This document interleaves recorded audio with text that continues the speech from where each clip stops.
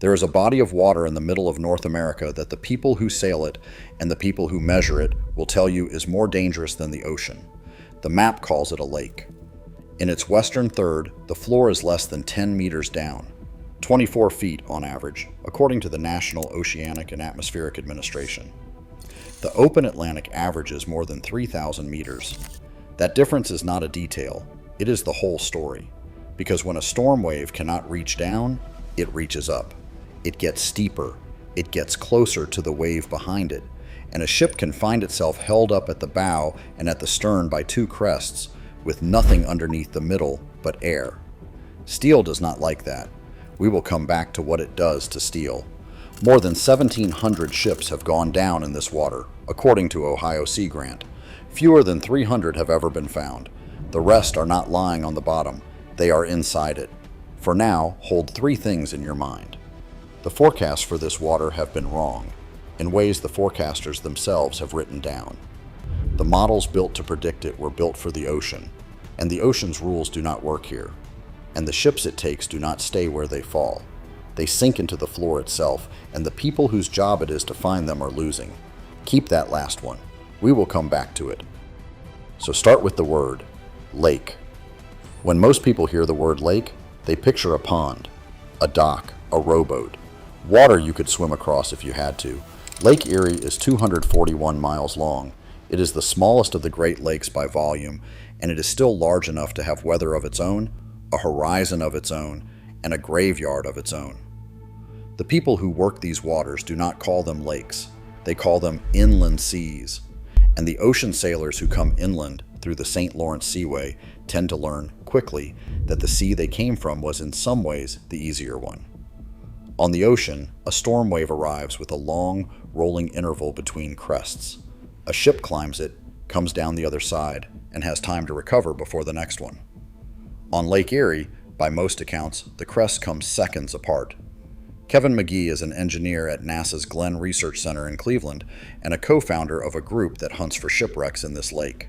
Speaking to NASA's Earth Observatory, he described water as calm as a pond one moment, and then, within minutes, groups of huge vertical waves slamming down with only a few seconds between them. The shallowness of the lake, he said, actually makes the waves worse. Chris Gilchrist, the executive director of the National Museum of the Great Lakes, put it more bluntly. He told the Toledo Blade that Lake Erie is probably the most dangerous of all the lakes. There is one more difference between this water and the sea, and it is worth being precise about because it is often exaggerated.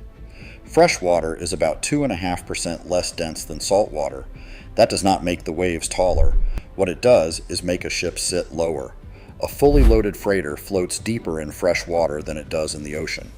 That is why the load line painted on a ship's hull has a separate mark for fresh water, higher up, so that captains know how much less they can safely carry here. Less freeboard, less margin between the deck and the water, and fresh water freezes. According to the Environmental Protection Agency, Lake Erie is the Great Lake that frequently freezes over entirely in winter, the only one that regularly does. Spray that would stay liquid at sea turns to ice on a hull, on a deck, on a wheelhouse, and every ton of it sits above the waterline, exactly where a ship least wants weight. The people who named this water, centuries before any of this was measured, named it after a predator. That story has been told on this channel before. What matters here is that they were right. Now, the floor. Lake Erie averages about 62 feet deep across its whole surface. Its deepest point in the eastern basin is 210 feet, but it is really 3 lakes in one bowl. The eastern basin averages about 80 feet. The central basin, about 60. The western basin, from Toledo out to the islands, averages 24. And most of its floor, according to the Environmental Protection Agency, is fine sediment that is easily disturbed by wind and waves. Remember that sentence. The waves stir the floor. The floor will matter, because when a wave feels the bottom, it changes shape. And that is where the engineers start to get nervous. In deep water, the energy of a wave circulates through a column that reaches far below the surface. The water at the top rises and falls, but most of the energy is spread out underneath where nothing feels it. Take that depth away, and the energy has nowhere to spread. The wave slows, its length shortens, it rises, and it stands up. Coastal engineers describe it in the simplest terms. The same wind, the same timing, and a shallower floor produce a wave that is higher, steeper, and closer to the wave behind it. On the ocean, this happens in the last few hundred meters before a beach. On Lake Erie, it happens everywhere. Consider what that means for a long ship. Great Lakes freighters run 600, 700, up to 1,000 feet long. Now imagine the crests arriving 50 to 75 feet apart. That figure is not invented. It is what the Mariners Museum describes for the storm that caught the freighter Carl D. Bradley on Lake Michigan in November of 1958. 20-foot seas with crests only 50 to 75 feet apart. A ship that long, in waves that short, is never floating on one wave. It is resting on several, and at any moment it can find its bow lifted on one crest and its stern lifted on another. With the entire middle of the hull hanging over a trough, naval architects call that hogging. A moment later, the crest passes underneath the middle of the ship, and now the bow and the stern hang unsupported while the center is shoved upward. That is called sagging, hogging, sagging, hogging, sagging.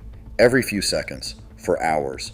Steel is strong, but steel bent back and forth enough times in cold water eventually stops bending. The Carl D. Bradley was more than 600 feet long. On November 18, 1958, in that storm, her crew watched her break in two. 33 of the 35 men aboard died. Coast Guard investigators, according to accounts of the inquiry, pointed to hogging as a factor, though other explanations were raised and the findings were disputed. 8 years later, on November 29, 1966, the Daniel J. Morrell, 603 feet long, broke in two on Lake Huron in winds of more than 60 miles an hour. The bow section sank. The stern, with its engine still turning, kept steaming through the storm for another 5 miles. 28 of 29 men died. The one survivor, a young deckhand named Dennis Hale, was pulled from a raft after 38 hours, wearing a pea coat, a life jacket, and little else. The final report blamed brittle steel. You may know a third name, a 729-foot ship that went down on Lake Superior in 1975. This channel has told that story, and we will not retell it here. But notice where these ships broke. Michigan, Huron, Superior. Lake Erie has never been documented snapping a freighter of that size in half. What Lake Erie has is the physics that broke them, turned up. Shorter waves, steeper waves, closer together. Acting for most of its history on ships that were far smaller and far less able to take it, and the people whose job it is to forecast those waves have admitted, in their own literature, how hard that is. When the National Oceanic and Atmospheric Administration's Forecasting Center evaluated its operational Great Lakes wave model, researchers reported that it performed well on ordinary days and consistently underestimated wave heights during storms. Underestimated. During storms. On the days it mattered. October 9, 1916. The forecast said gale. The lake said something else. On October 18, 1916, a hurricane came ashore on the Gulf Coast of Alabama. 2 days later, what was left of it was over the Great Lakes. According to the Ohio Historical Society, it was no longer a hurricane, but it was still a very strong low, and for several hours on Friday, October 20th, it drove winds of 60 to 75 miles an hour across Lake Erie. Storm warnings had gone up that morning. Some ships sailed anyway. Shortly after midnight, the James B. Colgate cast off from Buffalo with a cargo of hard coal bound for Fort William at the far end of Lake Superior. She was a whaleback. 308 feet of rounded steel, built in West Superior, Wisconsin, in 1892, a design meant to let the waves roll over her instead of hitting her. She had survived 24 seasons on the lakes. She headed west, up the length of Lake Erie, straight into the wind. By evening, according to accounts of the sinking, water was coming into her hold faster than the pumps could clear it. She took on a list. By one account, in one database of Great Lakes losses, she struck the bottom of the lake in a plunge off a huge wave. Think about that, in a lake with an average depth of 62 feet. Around 10 o'clock that night, off Long Point, Ontario, the James B. Colgate went down bow first. There were 26 men aboard, by the most common count. The captain, Walter Grayshaw, was the only one who lived. It was his first voyage as master of the ship. According to accounts drawn from his own testimony, the Colgate carried a single lifeboat, and there was no time to launch it. Grayshaw went into the water with the rest of them.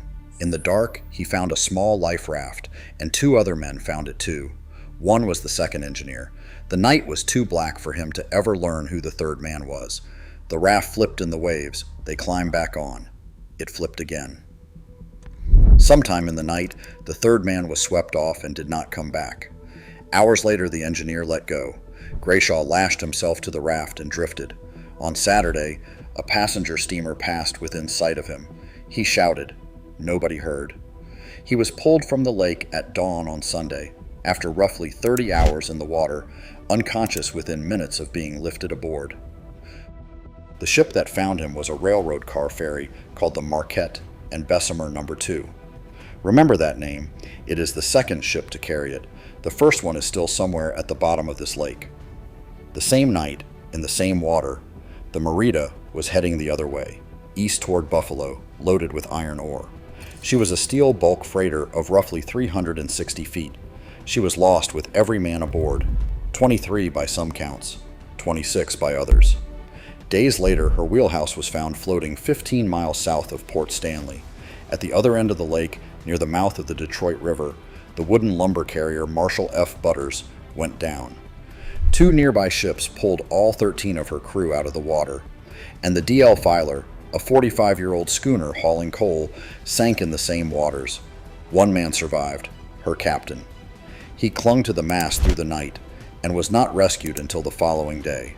4 ships, roughly 18 hours, around 50 dead, by most counts, closer to 60 by some. Sailors named the day Black Friday. 2 captains came ashore as the only survivors of their crews.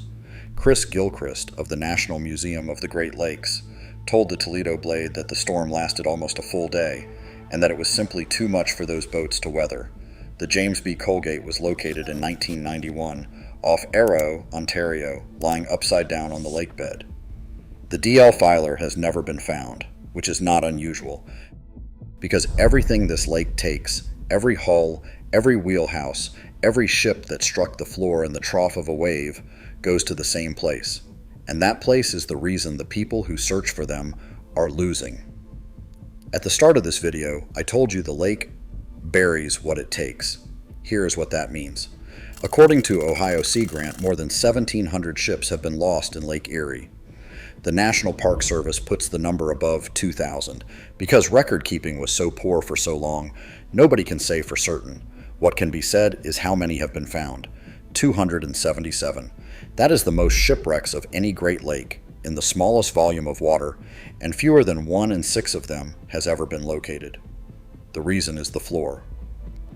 The western basin of Lake Erie is not rock. It is not sand. According to the Environmental Protection Agency, most of its bottom is fine sediment, so fine that wind and waves stir it up from the surface. That does 2 things. It makes the water murky. David Van Zandt, the founder of the Cleveland Underwater Explorers, described it to Ohio Magazine as nothing like the warm, clear Atlantic off Florida, cloudy with sediment and silt and much colder. And it swallows. A wooden ship that goes down in this basin settles into mud. The same storms that sank it keep stirring the floor, and the floor keeps settling over the wreck, season after season, until the hull is not lying on the bottom anymore. It is inside it. And a hull inside the mud is invisible to the one tool searchers rely on. Side-scan sonar reads the shape of the bottom. A wreck that sits on the bottom throws a shadow. A wreck that has sunk beneath it, as searchers on this lake will tell you, can look like nothing at all. A flat, empty floor. In 2015, a member of the Cleveland Underwater Explorers named Tom Kowalsk spotted a small target on a sonar screen in Ohio waters. When divers reached it, they found a wooden schooner buried under decades of sediment. It took 3 years to come back, with the resources to investigate it properly. In the summer of 2018, a team spent 8 days digging the wreck out of the lake floor. What they found, according to the National Museum of the Great Lakes, was almost certainly the lake serpent. Built in Cleveland in 1821, lost in the autumn of 1829, hauling limestone from Put-in Bay. It is the oldest shipwreck ever identified in Lake Erie, and it had been sitting not far off one of the busiest coastlines in America for 186 years, under the mud, invisible. Under Ohio law, nothing can be brought up from these wrecks. So what the mud keeps, the mud keeps.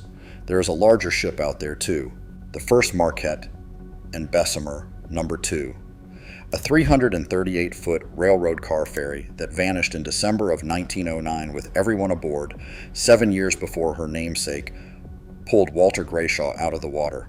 This channel has told her story. She has still never been found. Ohio Sea Grant notes that some experts believe she lies in deep water, buried partially or completely in silt, and that every claimed discovery so far has turned out to be something else. Even when the lake shows you its floor, it lies to you. In January of 2024, a windstorm pushed so much water out of the western basin that the bottom near Toledo was briefly exposed. A local meteorologist posted photographs of a structure lying on the mud, with 2 long cylinders inside it. Within hours, it was a shipwreck with 2 cannons, and it was everywhere. Carrie Soden, the director of archaeology at the National Museum of the Great Lakes, went out to look at it. She saw a lot of straight lines. To her, that said pier or dockage, not ship. And the cylinders, she said, were definitely not cannons. That is how hard this is. The people who do this for a living cannot trust what the lake hands them, and it costs them. In 2025, the museum and the Cleveland underwater explorers confirmed the identity of a 3-masted stone hauler called the Clough, built in 1867, lost in 1868. David Van Zandt, the man who founded the explorers and spent years working on that identification, did not live to see it announced. He died in June of 2024, diving in the same waters where the Clough was found. The lake takes from the people who study it too. Now, that wind in January of 2024, the one that pulled the water off the floor at Toledo, that was not a wave. It was the whole lake, tipping. Lake Erie lies almost exactly along the line of the prevailing wind, 241 miles southwest to northeast, from Toledo to Buffalo, and the strongest storms that cross it blow from the southwest. So the wind does not just make waves on Lake Erie, it pushes the lake. Hour after hour, a sustained wind drags the surface water toward the northeast end. The level at Toledo drops, the level at Buffalo rises, and when the wind finally quits, all of that displaced water comes sliding back and overshoots and slides back again. Scientists call it a seiche. Meteorologists like to say bathtub because that is exactly what it is. Slosh the water to one end of a tub and let go, except this tub is 241 miles long and the slosh can be higher than a house. On October 18, 1844, according to the National Oceanic and Atmospheric Administration, a seiche 22 feet high came over a 14-foot seawall at Buffalo and killed 78 people. So much ice was driven into the Niagara River that Niagara Falls briefly stopped flowing. That story has been told on this channel before, so we will leave it there, because the lake is still doing it. In 2008, according to NASA's Earth Observatory, 16 feet of water rose against Buffalo and flooded parts of the city. In November of 2015, a buoy on the eastern end of the lake measured almost the same, and shipping shut down. David Wright, a researcher at the Federal Great Lakes Laboratory in Ann Arbor, described one recent seiche to a regional magazine by way of a single image.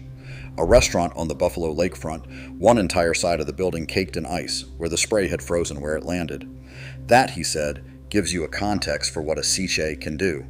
And in the days before Christmas 2022, a blizzard crossed the lake with winds of 70 to 80 miles an hour. Forecasters expected the water at Buffalo to rise more than 10 feet, and the water at Toledo to fall about 5. A tilt of roughly 15 feet from one end of the lake to the other. Afterward, the National Weather Service offices in Cleveland and Buffalo did what good scientists do. They reviewed how well their own tools had performed. Their review of the event notes that the official Lake Erie forecast model had assumed the water level could not fall below about 1 meter down. It fell further. The review's own words for the model's picture of the lake floor were that it was not realistic. Read that again. The government's model of Lake Erie could not represent Lake Erie, draining as far as Lake Erie, actually drained, and it has not stopped. On the morning of November 27th, 2025, with gusts over 40 miles an hour, the water near Toledo dropped more than 4 feet, while Buffalo rose more than 4. A month later, on December 29th, gusts topped 60 miles an hour. The Weather Service in Cleveland reported 20-foot waves in the eastern basin and 14 to 18 in the center. On the western end, the water simply left. Photographs showed bare lake bottom near Luna Pier, Michigan, and sitting on it, a snowmobile that had gone through the ice some winter before. A seiche takes hours to build. Harbor masters can watch the gauges. Captains coming into Toledo learn to expect the water to be a foot or more lower than the chart says. But the lake has a version of this that takes minutes, and the first sign that it is coming is the water leaving the beach. May 27th, 2012, Memorial Day weekend. The south shore of Lake Erie was full of people. That afternoon, 2 lines of thunderstorms came across the lake from the north. There was no earthquake. The barometric pressure barely moved. What changed was the wind, jumping from a breeze to more than 30 miles an hour in a matter of minutes, and moving across the shallow lake at close to the speed a wave travels through water that deep. When a squall and a wave travel together at the same speed, the squall feeds the wave. Oceanographers call the result a meteotsunami, a tsunami made by weather. According to a study published in the Journal of Geophysical Research, led by Eric Anderson of the National Oceanic and Atmospheric Administration's Great Lakes Laboratory, the waves that hit the Ohio shore that afternoon reached about 7 feet. Near Lakewood, just west of Cleveland, a 6-foot wave capsized a boat. The Coast Guard pulled 3 people from the water. 2.5 hours later, and 50 miles east near Madison, Ohio, the water surged up the beach and then pulled back. The retreating water dragged 3 swimmers over the breakwater and roughly half a mile out into the lake. Recreational boaters got to them. At a marina in Perry, the water came in over the docks and swallowed a truck that was in the middle of hauling a boat out. Witnesses along the shore, according to the researchers, said the same thing. The water went out first. That was the only warning. Here is the part that belongs in this video. The Great Lakes Coastal Forecasting System, the modeling system built to predict currents and water levels on these lakes, did not resolve the wave. It did not resolve the storm that caused it either. A research report from the University of Michigan's Cooperative Institute for Great Lakes Research states that, plainly, 4 years later, a team led by Adam Beckel of Wisconsin Sea Grant went back through 2 decades of water level records and published the results in scientific reports. They found that meteotsunamis large enough to be dangerous, a foot or more, occur about 106 times a year across the Great Lakes, far more often than anyone had thought. And Lake Erie, which they describe as by far the shallowest, has the longest season of any of them.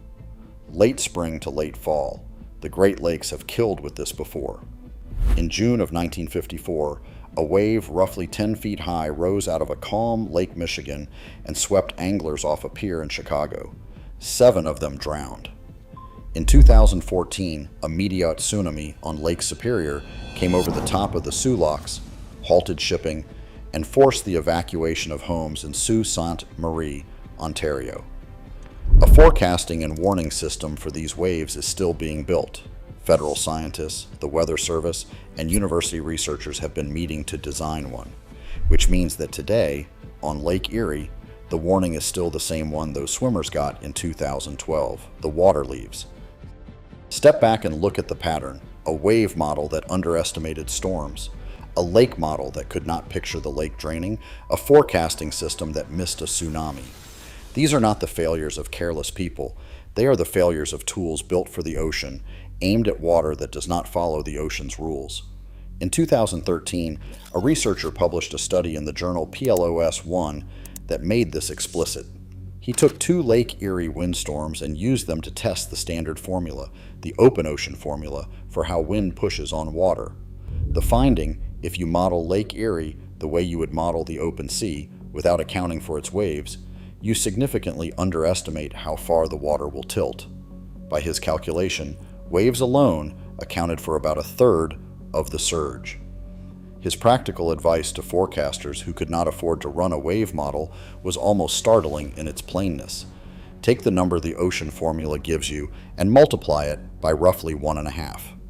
More recent modeling work has found that once winds pass about 15 meters a second, each of Lake Erie's 3 basins drags on waves differently, and each one needs its own setting in the model.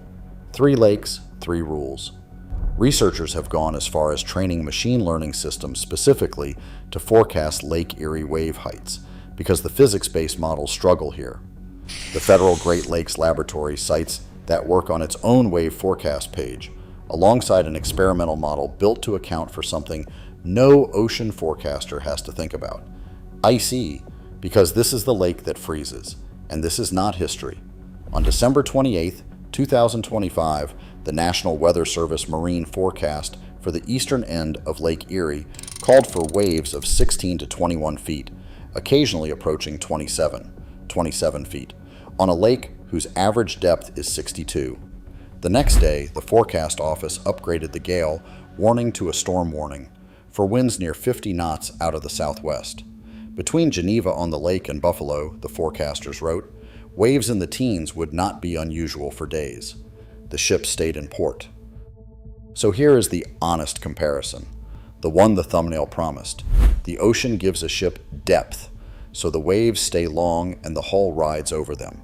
The ocean gives a ship swell, so a storm announces itself hours ahead. The ocean gives a ship salt, so it floats a little higher and freezes a little later. Lake Erie gives none of those things. It gives a floor 24 feet down, waves that stand up seconds apart, a basin that tips when the wind blows, tsunamis without earthquakes, and mud that closes over whatever falls. So go back to the word, lake. The people who study this water still use it, because there is no better one. But listen to how they use it. The shallowest of the Great Lakes, the most dangerous of all the lakes, by far the shallowest. Not realistic. Those are their words, not mine. The image at the start of this video, the ship held up on 2 crests with nothing under her middle, is not a picture of a disaster. It is a diagram. It is what the floor of this lake does to a wave, and what that wave does to steel, drawn as simply as it can be drawn. More than 1,700 ships are down there. 277 have been found. The rest are in the mud, and the mud is not giving them back. And the models, the good ones, built by careful people with the best instruments in the world, are still being rewritten around a body of water that keeps doing things the ocean never taught them to expect. If that is the kind of story you want more of, this water is full of them, and this channel is not finished with it. Subscribe, and we will find the next one together.